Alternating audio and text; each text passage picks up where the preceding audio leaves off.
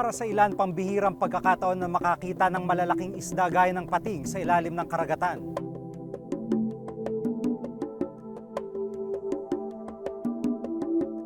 Pero ang kinababahala ng marami, kada taon umabot sa mahigit 100 milyong mga pating ang hinuhuli at pinapatay sa buong mundo.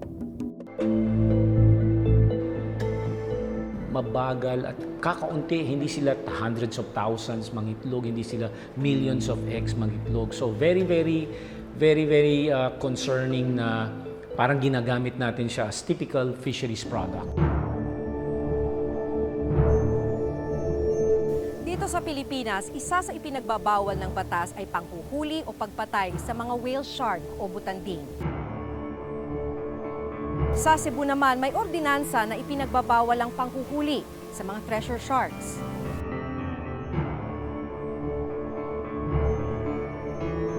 May mga panukalang batas rin na nagsusulong sa pagbabawal sa panghuhuli sa lahat ng species ng pating. Lahat ho ba dito automatic bawal? Meron lang specific na klase. As in many other marine resources, no, kasama na ang shark. Medyo marami na talaga tayo nakikitang signs of overfishing. May ginawa namang National Plan of Action for Sharks. Doon nakabalangkas actually kung ano yung mga kulang natin dito sa Pilipinas pagdating sa research and management ng shark. Dapat na nga bang magkaroon ng regulasyon sa panghuhuli sa lahat ng uri ng pating sa bansa?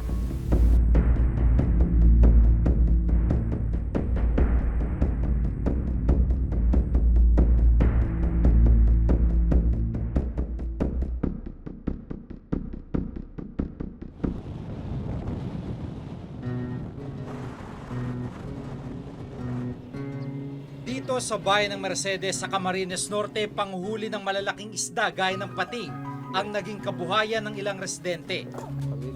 Gaya na lamang ni Joel Paron na 20 taon nang nanguhuli ng pating. Kilala Mercedes bilang pangunahing pinagkukunan ng pating na ibinebenta naman sa iba't ibang lugar. Sa nahuli nga po kami ng mga 10 piraso, kaya nito. Nakakabit na doon sa kami, nakasabit na doon sa kami. May pain siya kasi, tapos yung kinakain nila. Gamit ang hiniram nilang bangka, umaabot ang grupo ni na Joel ng 2 hanggang 3 araw sa laot. Nasa 30 hanggang 200 kilo naman ang mga pating na nahuhuli nila. Ang nabuhat na yung mga, 5 tao nabuhat. 5 tao, yung laki niya. Paano nyo naiahon yun? Pag hindi kaya sa pambuo, pinuputol-putol na namin sa tubig. Nung araw na yun, inabutan pa namin silang kinakatay ang mga nahuli nilang pating. Naalis na namin palikpik, ulo, bituka, nakaraan na sa fishport. Ano yung binibigay nyo sa fishport? Ano yung ginagawa? Yung laman. Pinakamahal kong bilhin ang mga shark's fin na umaabot ng 300 hanggang 7,000 piso bawat kilo. Kadalasang ginagawa itong soup sa mga Chinese restaurant.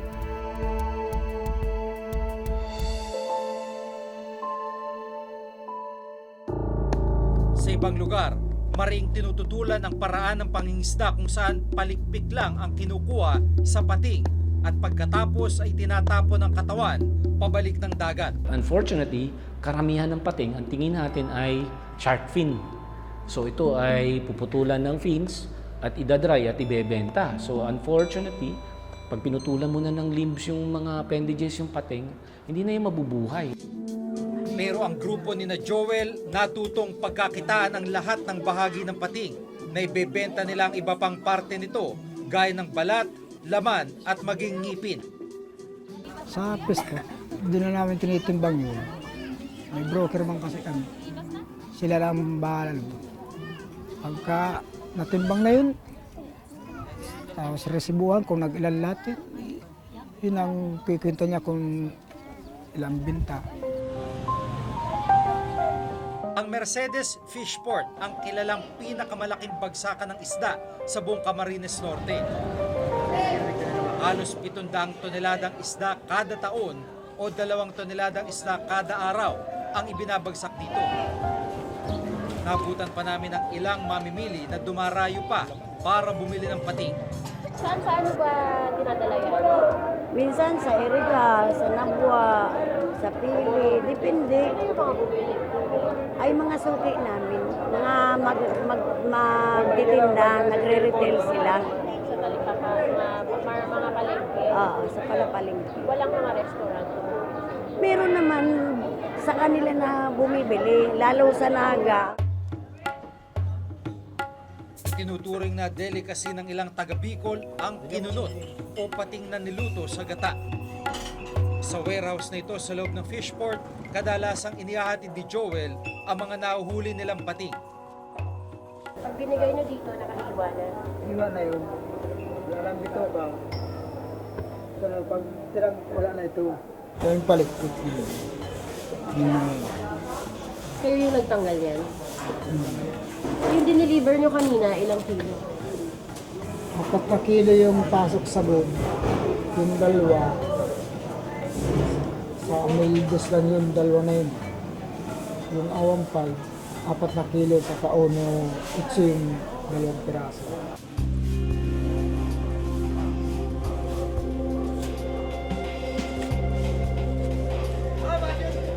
Ayon sa fish dealer na si Eldred Ladea, habang tumatagal, lalong kumukonti na raw ang ibinabagsak na pating sa kanya. Oo, kaunti na lang. Ganun, oo. Hindi gaya nung panahon na nagsimula yan ng paghuli ng pating. Makita mo yun dyan, nakaparking. Ang dami yan, nahihira yan. Pating yan lahat. Araw-araw na dumarating. Eh ngayon, 2 days to 3 days, hanggang 5 days, wala. Minsan nga, maladating sila, walang huli. nabayaran na po ba kayo dito sa delivery na to?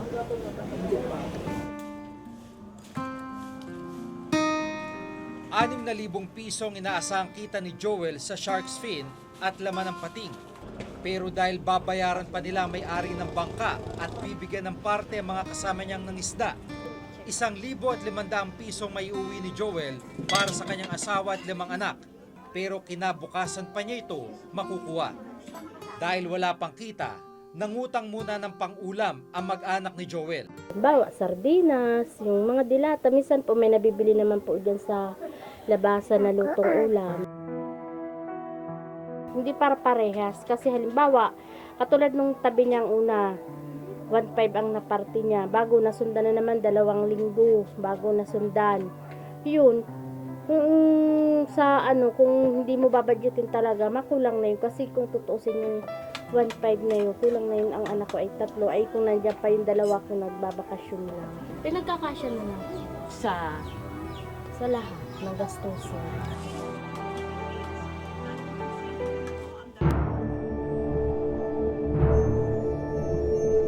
Mayroon silang ginagampanang role sa ating ecosystem. So if you remove particularly top predators, mababago rin yung mga component sa ilalim o sa iba't ibang section ng tinatawag nating food chain. Pero hindi lang ang mga pating at pagi ang nanganganib ang kalagayan. Ayon sa pag-aaral ng BFAR noong 2011 sa 13 fishing grounds sa buong bansa, 10 rito ang itinuturing na very heavily exploited.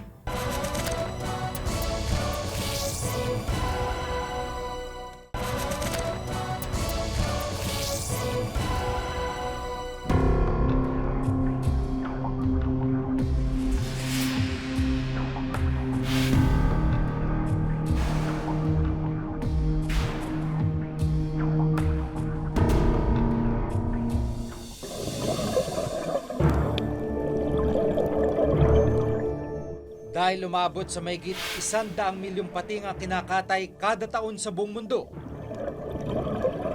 Hindi nakapagtatakang unti-unting lumiliit ang kanilang populasyon.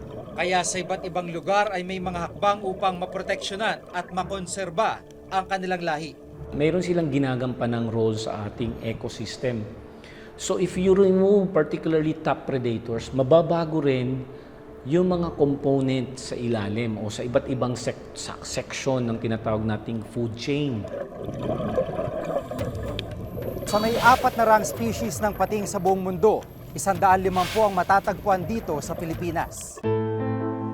Nang ipakita namin sa isang marine biologist ang mga kinakatay na pating sa Mercedes, Camarines Norte, kabilang daw ang mga ito sa tinatawag na reef shark. Walang illegal in the context of the Philippine laws. Reef shark pa rin kasi black tip naman to. Itong mga abundance or sabihin natin magkakaroon ng mga ganitong mga pating also shows or indicates na yung kartubigan nila ay maganda pa at some point. But unfortunately, kung sige-sige nating haharvestin ng ganong, it's not going to be sustainable. Bukod sa pating, isa pa sa hinuhuli dito sa Mercedes ang malalaking stingray. Sa Pilipinas, tanging mga manta ray lang ang ipinagbabawal na hulihin. Hindi lahat ng species ng sharks and rays are protected. That's a problem because, una, napaka-importante ng sharks and rays sa ating species, sa ating ecosystem. Because being an apex predator, mini-maintain niya yung balance ng mga species. Noong 2013, ipinanukala ang Senate Bill 536 na nagbabawal sa paghuhuli, pagpatay, pagbenta at pag-i-export sa lahat ng mga uri ng pating at pagi. Layon daw nitong mapigilan ang mabilis na pagkaubos ng mga ganitong uri ng malalaking isda. Pero kung tatanungin ng isang eksperto, kailangan raw muna magkaroon ng malalim na pag-aaral sa estado ng populasyon ng mga pating at pagi sa bansa. Wala nga talagang pagsusuri. It's the lack of comprehensive study in the context of understanding stocks and population genetics ng mga to. Wala It's lacking in the Philippines. Paano po ba nire-regulate ng pamahalaan ng panghuli ng pating dito sa ating bansa? May ginawa namang National Plan of Action for Sharks. Doon nakabalangkas actually kung ano yung mga kulang natin dito sa Pilipinas pagdating sa research and management ng sharks and ano yung mga kailangan gawin. Meron talagang pagkukulang pa dun sa pag-aaral na kailangan for management.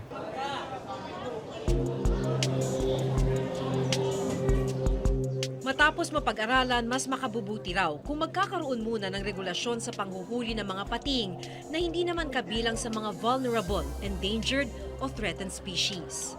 So there has to be a regulation or else mauubos natin to.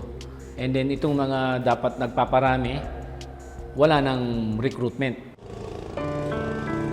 Malaki rin ang pangamba ni Joel na mawalan sila ng kabuhayan sakaling maipasa ang batas. Ang talaga yung nila ano magagawa natin, talagang pupunto namin yung pagbawal.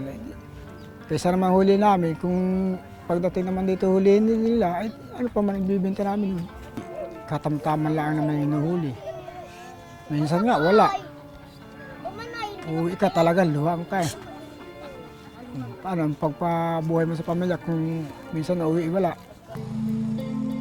Dinulog namin ang problemang ito sa munisipyo ng Mercedes at ayon sa kanila, handa raw silang tulungan ang mga maapektuhan. Siguro po, matutulungan natin sila sa pagbibigay sa kanila ng ibang fishing gear na magagamit naman nila sa panghuli ng ibang species, commercial species na hindi pinagbabawal. Kasi po kung bawal na yan, wala tayong magagawa kundi ipatupad yun.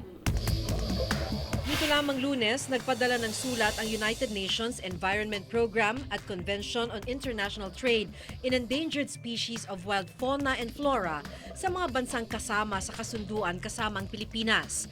Nakasaad dito na kailangang isumite sa kanila ang ginagawang hakbang para sa conservation at pangangalaga ng mga sharks at rays.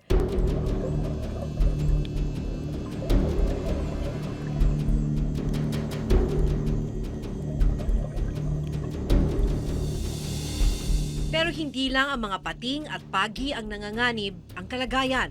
Ang overfishing o labis na panghuhuli ng isda ang isa sa itinuturong dahilan kung bakit halos masaid na natin ang laman ng ating karagatan. Hindi nga raw naging maayos ang pangangalaga sa ating mga marine resource. Ayon sa pag-aaral ng BFAR noong 2011 sa 13 fishing grounds sa buong bansa, 10 rito ang itinuturing na very heavily exploited. Bilang pagtugon, isinagawa ng Bureau of Fisheries and Aquatic Resources o BFAR ang 3 buwang moratorium o ang pagtigil ng panghuhuli sa isdang gaya ng sardinas. Dahil sa moratorium, nagkaroon ng oras para magparami ang isda, kaya tumaas ng 30% ang huling isda noong 2013. Nagkaroon din ng 2 taong pagtigil sa panghuhuli ng tuna dahil sa pagbaba ng supply nito. Ayon sa National Fisheries Research and Development Institute o NFRDI, maaari pang maagapan ang problema natin sa overfishing. Marami na talaga tayo nakikita ang signs of overfishing, including sharks. So we do need to really start thinking about how to conserve and manage them, no? Which is in fact, yun na rin yung policy ng gobyerno ngayon. Kaya marami tayong sinasarang mga Visayan Sea closure, Davao Gulf closure. Lahat sinasara na ngayon yan certain periods of the year para mag-allow silang manganak. Since problemado yung karagatan natin, it should be everybody's concern. Local government units should come in, national government agencies. Dito, kailangan merong strong cooperation and partnership para ma-enforce mo yung policy kasi nagkakaroon na tayo ng problema eh.